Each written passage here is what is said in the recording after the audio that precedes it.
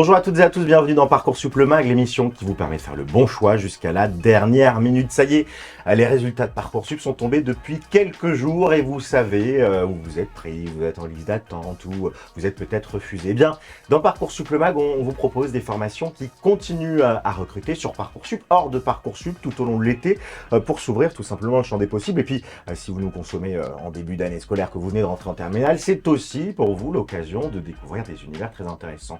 Et là, eh bien, on va faire le pari de mixer deux univers qui fonctionnent et qui marchent très bien ensemble. D'un côté, l'univers des nouvelles technologies, de la tech, de la data, du numérique, et de l'autre, l'univers du business, du management. Et bien, le mélange des deux, c'est PSTB, Paris School of Technology and Business. Et pour découvrir cette école, on a le plaisir de recevoir Armand Derry, son fondateur. Bonjour Armand. Bonjour Guillaume. Merci beaucoup d'être avec nous. Et puis à vos côtés, nous sommes avec Alexia Lavial. Bonjour Alexia, responsable des admissions de Paris School, de la Paris School of Technology and Business. Au programme de ce nouveau numéro de Parcoursup le Mag, on va découvrir PSTB, c'est son nom en 2 SPI. Place ensuite à la bio pour savoir ce que l'on étudie concrètement au sein de l'établissement. On se posera ensuite une question cruciale. Est-ce que vous êtes fait pour intégrer PSTB? Ça sera dans notre rubrique Ça match. On rentrera ensuite dans les détails de l'expérience étudiante, de la vie après les cours, de l'expérience professionnelle, des alternances, tout ça c'est dans la rubrique C'est comment. 2 nouvelles rubriques cette année. D'abord, la rubrique L'ultime bafouille pour les derniers mots d'Armand autour de son école. Et puis ça sera l'heure pour moi de passer au tableau. Ça sera le résumé, la vie, la critique, peut-être, qui c'est dans notre rubrique. En bref, mais je le disais, on commence tout de suite par notre rubrique en 2 SPI.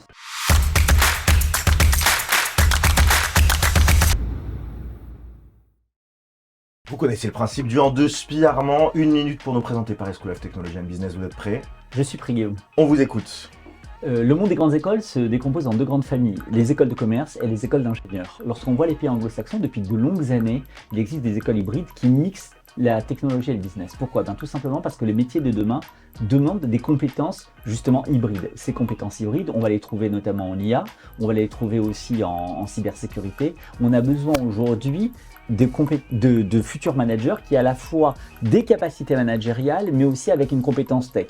Et pour finir, je conclurai juste ce qui nous habite en disant que Tim Cook disait que coder doit être une seconde langue vivante. C'est ce qui nous habite au sein de Paris School of Technology and Business. Et bien voilà, pile dans les délais, il restait 26 secondes, et c'est 26 secondes qu'on va mettre au profit de la bio. Non, on va les injecter dans la bio. La bio tout de suite.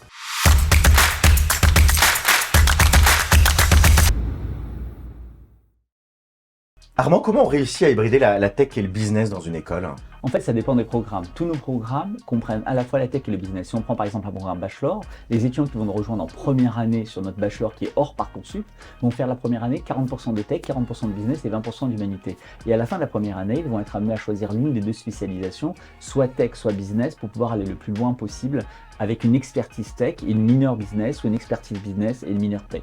Et puis on a le même modèle également sur nos programmes master, puisqu'on va avoir ça des masters avec des parcours tech comme intelligence artificielle, cybersécurité, data, où on va avoir des spécialités plutôt business comme ingénieur d'affaires tech, marketing analytique, mais là aussi les étudiants vont avoir des cours en technologie. Donc c'est la façon dont on hybride, donc l'ensemble des étudiants vont avoir des cours à la fois tech et business. Et ce qui nous caractérise aussi, c'est que 100% de nos étudiants ont 2 diplômes tech et business. C'est intéressant pour l'insertion dans le marché de l'emploi parce que ça veut dire qu'on va pouvoir décupler le champ des possibles. Si on prend plutôt une majeure tech et qu'on a ce business en plus, on va être un développeur ou d'autres métiers qui est capable de penser business et donc de penser produit et qui aura peut-être plus de responsabilités. Et inversement, si on est capable de vendre le produit en le comprenant, c'est aussi c'est tout à fait exact. Même si on prend le cas d'un développeur, on ne peut pas s'imaginer qu'un développeur va passer plus de 45 ans de sa vie professionnelle à développer. Donc à un moment donné, il va être amené à gérer des projets, à piloter des projets. Donc il a besoin des cours de management de projet. Puis il va manager des équipes. Donc il a besoin aussi de faire des cours de management stratégique, management commercial. Et puis il va aussi avoir besoin de gérer des budgets. Donc il aura besoin de cette dimension business pour l'ingénieur. Pour le côté business, à un moment donné, le futur manager va être amené lui aussi à piloter des projets informatiques, la transformation digitale de son organisation. Là, il va se retrouver face à des interlocuteurs qui vont utiliser un langage technique et il est important pour lui de comprendre ce langage technique pour pouvoir être en capacité effectivement de choisir le meilleur produit en écoutant évidemment ceux qui l'entourent, mais en comprenant ce qui lui est également communiqué. Alexia, c'est vrai que chez PSTB, après le bac, on a plein de formations différentes, des BTS, des bachelors, des licences pro. Comment on peut choisir et quelle bonne question il faut se poser en tant que lycéen? Alors en tant que lycéen, tout va dépendre de si l'on souhaite faire un programme un peu plus technique et de l'alternance. Dans ce cas-là, on va se spécialiser sur un BTS en 2 ans en alternance.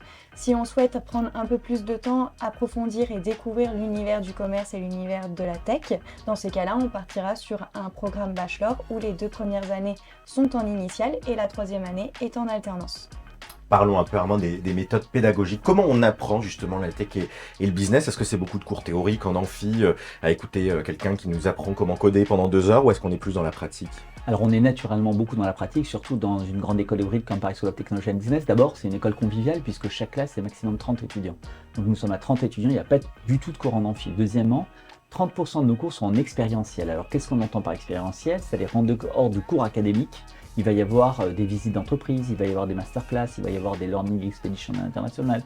Aujourd'hui même où on vous parle, on a une conférence métier sur un hacker qui vient raconter à nos élèves comment il est passé de l'autre côté en arrêtant de hacker, en formant aujourd'hui les jeunes au danger justement de ces technologies. Voilà, donc c'est tous ces parcours expérientiels auxquels on rajoute aussi des certifications professionnelles, Microsoft, AWS qu'on a mis en place. Donc à la fois un parcours académique classique, notamment sur les 2 premières années sur lesquelles il faut aider les jeunes à monter en expertise, mais après lorsqu'on va arriver vers les 3e années ou vers les cycles masters, on va être beaucoup plus dans des masterclass et dans des cours beaucoup plus interactifs avec l'enseignant.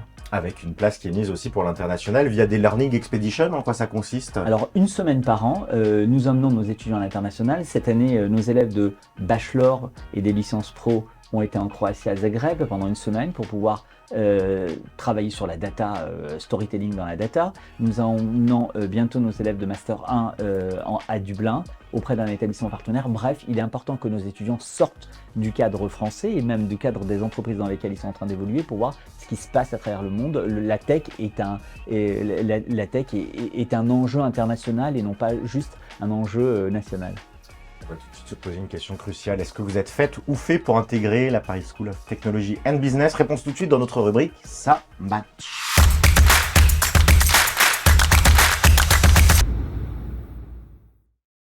Alexia, est-ce qu'il y a des prérequis en termes d'enseignement de spécialité à avoir pour pouvoir candidater aux différentes formations post-bac que vous proposez?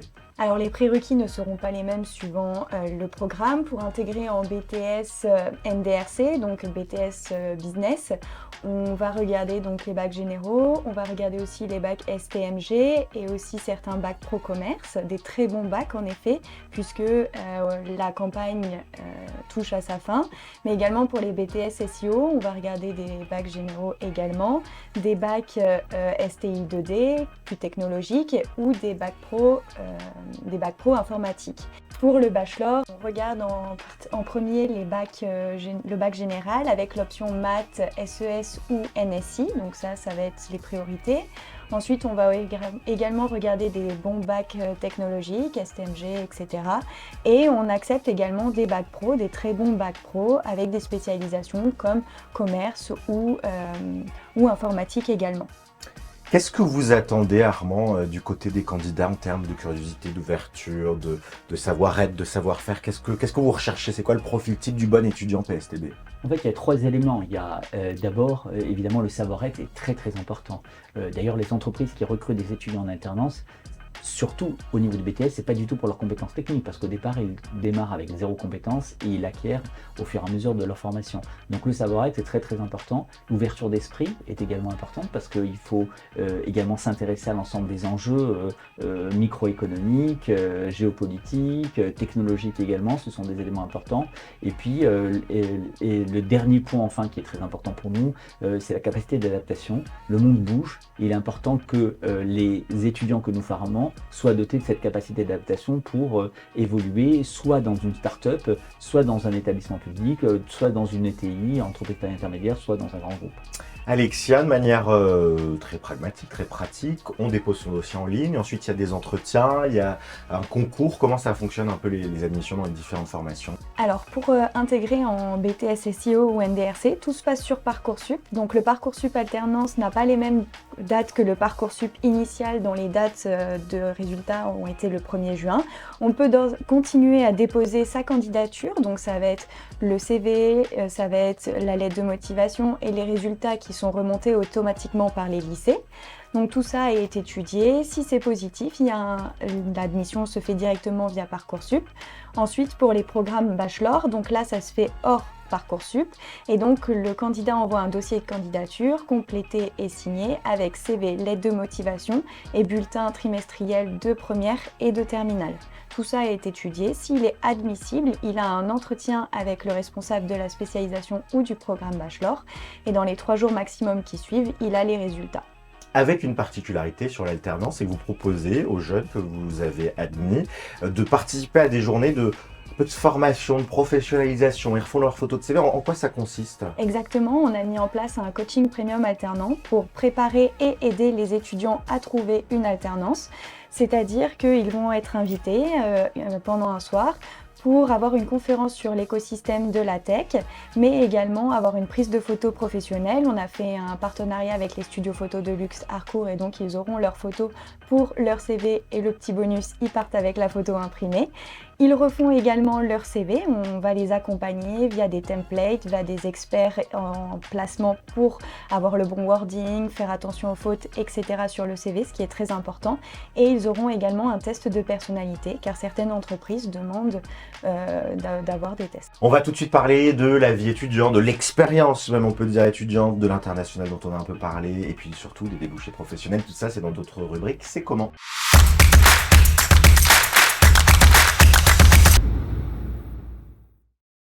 Alors Armand, moi chaque semaine sur les réseaux sociaux de PSTB que je suis, je vois des stories un peu partout, dans des salons sur la cybersécurité, à la station F, dans des conférences aussi sur le campus avec des experts qui viennent. C'est ça l'ADN de PSTB, c'est pas une école où on va juste pour étudier entre 3 semaines de cours, c'est un endroit où on vient vivre des expériences. L'expérience étudiante est très importante, est au cœur du dispositif pédagogique de Paris School of Technology and Business. C'est la raison pour laquelle plus de 30% de nos cours sont expérientiels. On a fait un partenariat avec l'ensemble des salons de la tech à Paris. La semaine prochaine, nous avons le salon Vivatech, mais on a fait également un partenariat avec la NFT Factory, on a fait le partenariat avec le salon Mendy Tech, et on amène systématiquement nos étudiants dans ces salons pour pouvoir rencontrer des professionnels et pouvoir être en immersion avec l'écosystème. Mais nous les emmenons également chez d'autres partenaires entreprises comme Meta, ils ont été faire une expérience en réalité virtuelle, on les a emmenés aussi chez OnePoint, chez Kerus et chez bien d'autres partenaires. Et puis une troisième expérience, l'expérience internationale qui est également importante dont on a parlé. Donc ces modules de formation sont très importantes, il faut réenchanter l'expérience étudiant et c'est la raison pour laquelle nous avons lancé Paris School of Technology and Business, c'est pour vivre une expérience pédagogique différente, apprendre tout en se faisant plaisir le métier qui permettra à l'étudiant de vivre pleinement sa passion. Ça c'est pour l'expérience, disons, au-delà de l'académique, mais en lien avec l'académique, mais il y a aussi la vie associative qui est très riche, Alexia, sur le campus. Il y a déjà beaucoup d'associations, les élèves sont très investis. Parlez-nous un peu de cette dynamique associative sur le campus. Oui, donc on a le BDE, donc le bureau des étudiants, qui est dirigé par des étudiants en master. En effet, il faut savoir que quand on est sur des programmes en alternance, les associations ne sont pas obligatoires puisqu'on est sur campus que 2 jours par semaine à PSTB. Donc, on n'a pas forcément le temps, dans un emploi du temps assez bien chargé entre l'école et les coûts, l'école et l'entreprise, pour passer du temps et travailler avec le BDE, etc. Donc ça fait partie du bénévolat des étudiants. Ils ont organisé un voyage au ski, ils organisent des sorties bowling, des soirées de jeux de société, des soirées aussi pour faire la fête sur des péniches, etc. On va avoir également une association média, donc où leur but, ça va vraiment être de prendre des photos, des vidéos pour créer l'histoire, faire vivre l'histoire aux autres de PSTB, et une association du sport. Libre aussi aux nouveaux étudiants qui vont arriver de créer leur association. On est vraiment ouvert, on veut que chaque étudiant puisse faire partie d'une association qui lui tienne à cœur et donc on sera à l'écoute pour les aider et les accompagner. Se développer dans un campus et surtout se l'accaparer, c'est ce qui marque à PSTB. Armand, on le disait tout à l'heure, l'alternance, elle prend une place prédominante, très importante dans la formation. Vous les accompagnez, on l'a vu sur ces coachings, sur des conseils personnalisés. Est-ce qu'il y a aussi des réseaux d'entreprises partenaires que vous avez qui peuvent venir en support. Comment ça fonctionne à ce niveau-là? Alors, Paris School of Technology and Business fait partie du réseau Galileo Global Education, qui est le leader mondial de l'enseignement supérieur privé. Nous avons plus de 130 000 étudiants dans une quinzaine de pays. En France, c'est plus de 70 000 étudiants. Et ces étudiants, justement, bénéficient d'un service d'accompagnement pour l'alternance. Nous avons aujourd'hui plus de 20 000 étudiants au niveau de Galileo en alternance en France. Donc nous bénéficions de l'ensemble de ces structures qui sont mises à la disposition des étudiants qui nous accompagnent. Donc oui, nous avons des partenariats avec des grands comptes, ça peut être des classes dédiées. Ça, on a des partenariats avec des entreprises et même avec des municipalités qui vont prendre des jeunes en alternance, que ce soit des BTS, SEO ou des licences pro SSR, pour pouvoir faciliter l'intégration de nos étudiants. Donc nous les accompagner, c'est ce qui fait qu'aujourd'hui, 80% des étudiants de la Paris School of Technology and Business sont en alternance. Et ça fonctionne bien, notamment pour l'insertion professionnelle. Parlons-en. Où est-ce qu'on va retrouver, où est-ce qu'on retrouve les étudiants de PSTB une fois diplômés? Alors les étudiants de PSTB une fois diplômés, ça dépend des spécialisations qu'ils auront choisies. Aujourd'hui, quand on prend les étudiants de la majeure IA, intelligence artificielle, avec ChatGPT qui a fait un bruit énorme ces dernières semaines, et ben ils sont très demandés. Alors ils sont déjà tous placés, on a une vingtaine qui est sortie cette année en Master 2. Ben voilà, ils sont déjà positionnés avec des salaires de sortie assez élevés. Ensuite, on a des spécialisations qui vont être plutôt en cybersécurité. Là aussi, on estime à plus de 10 000 le besoin de recrutement en France en cybersécurité non pourvu. Donc là aussi, ces étudiants sont placés. Après, sur la partie business, on va avoir des ingénieurs d'affaires tech. Lorsque vous souhaitez commercialiser des produits à haute valeur ajoutée, type SAP, type Salesforce, etc., il va falloir là aussi avoir des développeurs, des business développeurs qui sont en capacité de discuter avec des directeurs IT. Là aussi, ça va être un débouché naturel pour les futurs diplômés. Et vous le disiez, avec des salaires qui sont compétitifs, puisqu'on est dans un marché tendu, on a besoin de talent, on n'en a pas assez, donc on met l'argent qu'il faut pour avoir les talents. Alors, une double compétitivité. D'abord, les études nationales montrent qu'un étudiant en alternance gagne plus qu'un étudiant qui est sorti avec un diplôme en formation initiale. Donc on est à plus de 7% en moyenne. Et deuxièmement, fort de son expérience de 2 ans, ça lui laisse le choix. Vous connaissez comme moi, Guillaume, ces informations qu'on retrouve dans les offres d'emploi, recherche jeune diplômé avec 2 ou 3 ans d'expérience. En réalité, un étudiant en alternance jeune diplômé a déjà ces 2 ou 3 années d'expérience et ça lui permet effectivement d'avoir un salaire beaucoup plus important, salaire encore plus important puisqu'on est dans le secteur de la tech où les besoins en France sont estimés de recrutement à entre 170 000 et 200 000 emplois à l'horizon 2027. Il y a beaucoup d'opportunités. On arrive à la fin de cette émission, mais avant de se quitter, place à l'ultime bafouille.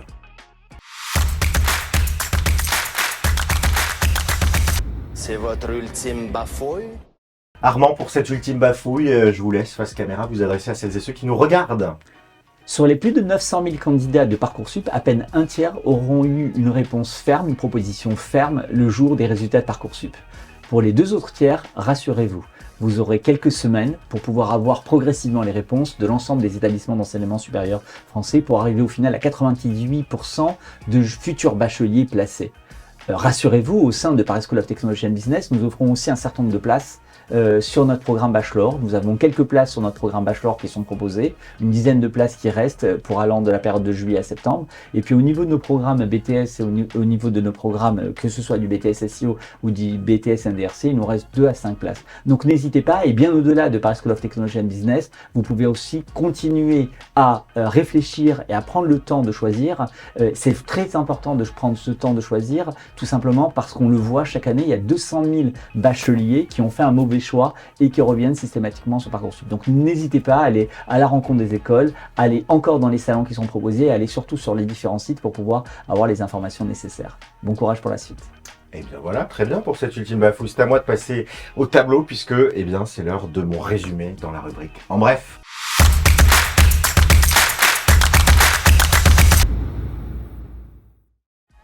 En bref, on retiendra que si vous avez envie de mixer la tech, le business et d'atteindre l'une des nombreuses opportunités qui s'offrent à vous, c'est possible. En bref, on retiendra aussi l'importance qui est mise sur l'expérience étudiante, sur la professionnalisation et sur le fait aussi d'apprendre à se connaître, à se découvrir les fameux soft skills dont on a parlé.